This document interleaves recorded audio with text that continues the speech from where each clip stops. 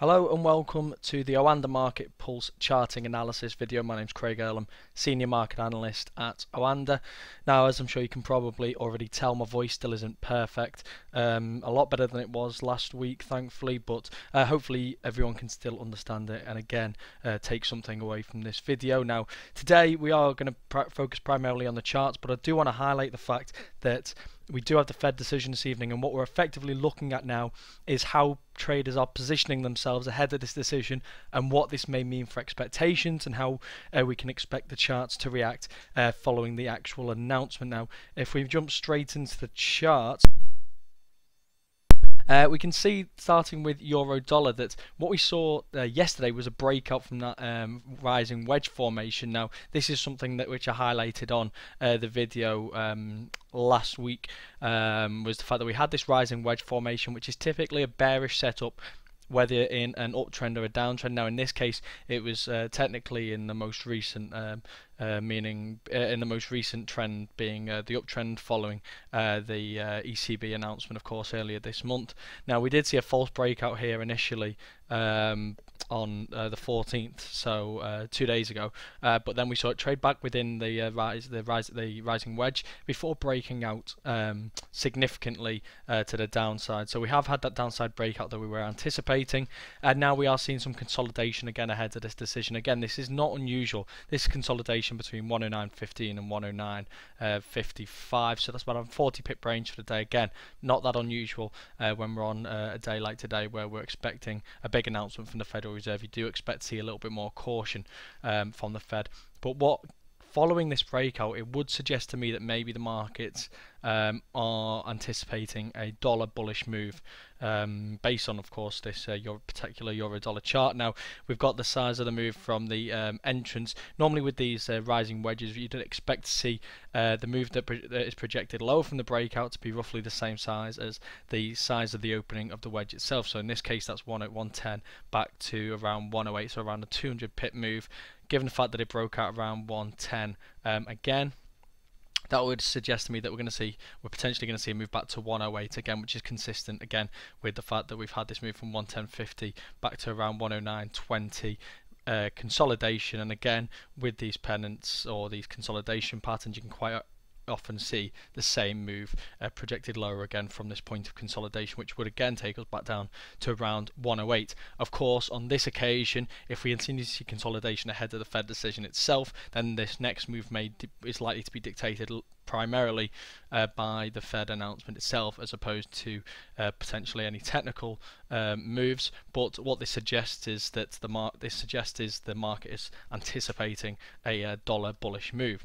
Now, if we look at gold next, interestingly, this may suggest the opposite, which is what I find really interesting about gold today, because we did see some selling initially in gold, which again would lend to the idea that we are anticipating a dollar bullish move. Of course, it does have that strong correlation between gold and the dollar, being that the stronger dollar tends to be bearish for gold. So anticipation of a rate hike would typically be bearish for gold, which is why we've seen such heavy selling really since the October meeting.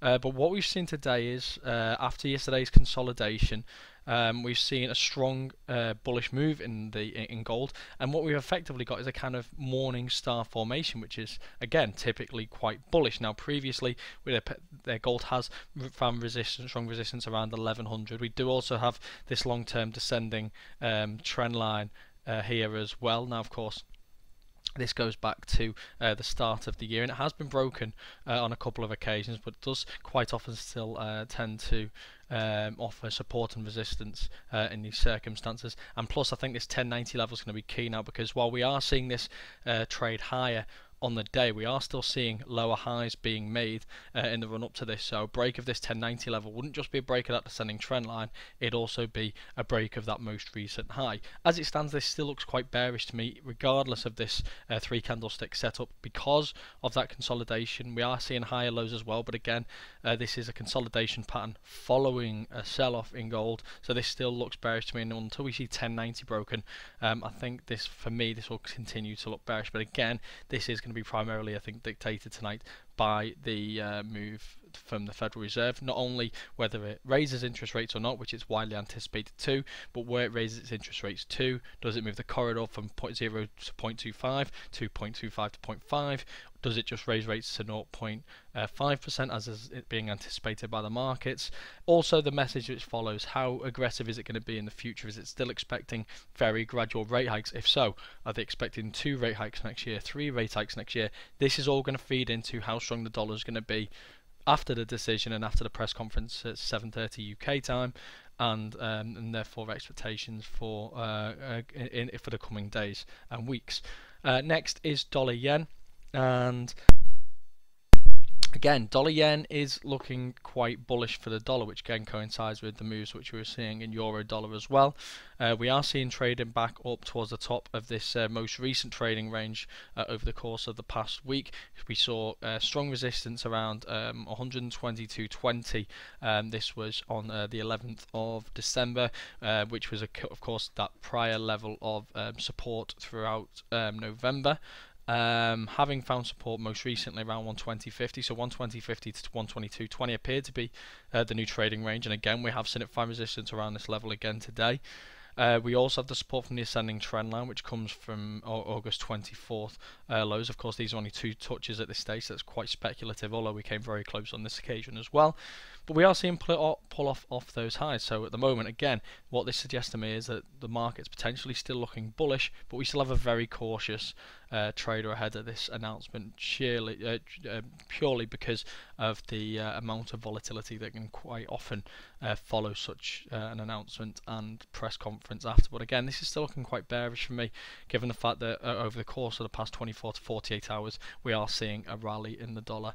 This suggests to me that expectations are high going into the meeting, but of course that should resonate with people who were following the euro a couple of weeks ago when the ECB made its announcement. We did see signs in the market that the expectations in the lead up to the meeting were building, that we were going to see strong stimulus from the ECB, only for them to disappoint. It will be very interesting to see if the Fed gets cold feet in the same way that the ECB did only 2 weeks ago. Cable again is equally bearish. Now I remember highlighting on the last video the fact that we were continuing to see cable break higher. These previous highs, 153.30, were going to be extremely key, because a break above this would end the period starting in August of lower highs and lower lows. Of course, that is effectively the textbook definition of a downtrend, so that would effectively suggest that the downtrend has come to an end. We haven't seen that. Instead, the 76.4 Fibonacci retracement level provided some form of resistance. Now, while I didn't highlight this on previous videos, it shouldn't come as a huge surprise that this is what's provided resistance on this occasion, given the fact that if we take a look at each and every retracement in this pair over the course of the past few months, they've all been very deep retracements, not 38.2 or 50. They've all been 61.8 or 76.4% retracements in the lead up to this period. So this is a level I should have highlighted previously, and apologies for not highlighting it, but it has just provided resistance again here, and then the following candle after that we saw the pair close below the previous day's opening. So again, quite a bearish setup, not an exact bearish engulfing pattern, but not too far off either, and the message is still very much the same. Now we're trading back around this 150 level, and again we are seeing consolidation. We are seeing that little bit of caution from traders today ahead of that decision. And if we see a rate hike in line with expectations, and the Fed isn't overly dovish, and even if they are quite dovish about the next rate hike, I think we could see these 149 levels tested shortly after, and potentially even lower as we shortly following the announcement. I think 148.50 is the next level of resistance support that we've highlighted here, and then of course of course we'd maybe looking back towards these 147 levels. I think 147 below this 148.50. I think the next key level here though would be around this 145.50 level, but I wouldn't of course expect to see that today. That'd be looking maybe a few weeks down the line, depending on how the markets take this decision. Next and finally, I believe, is WTI Crude, and again we are seeing consolidation in this, and while this is probably going to be the least affected of all of these by the Fed decision tonight, it is of course always going to be impacted, simply because these commodities priced in dollars, stronger dollars tend to be weaker for these commodity prices. We have seen it pull off once again. We saw this correction in WTI, and it never looked really to be any more than a correction. It came back to these previous this previous level of support here around 37.25, and instantly caught selling from traders. Clearly, they saw these as being attractive levels again, and sold into this brief retracement. We saw it this long upper wick yesterday, which is again a sign that the market is quite bearish, excuse me. And then we've seen selling today, and again we've seen it push below yesterday's low, so another bearish signal here. I would expect to see potentially these 34.30 levels being tested before the end of the week, but below here we've got some key support levels in 33.60 and then 32.20 as well. But again, this could be driven lower today or higher depending on the strength or weakness that we get in the US dollar following that Fed announcement. For more in-depth news and analysis, check out OANDA Market Pulse at marketpulse.com. You can also find out more about OANDA and sign up for a free demo account at oanda.com.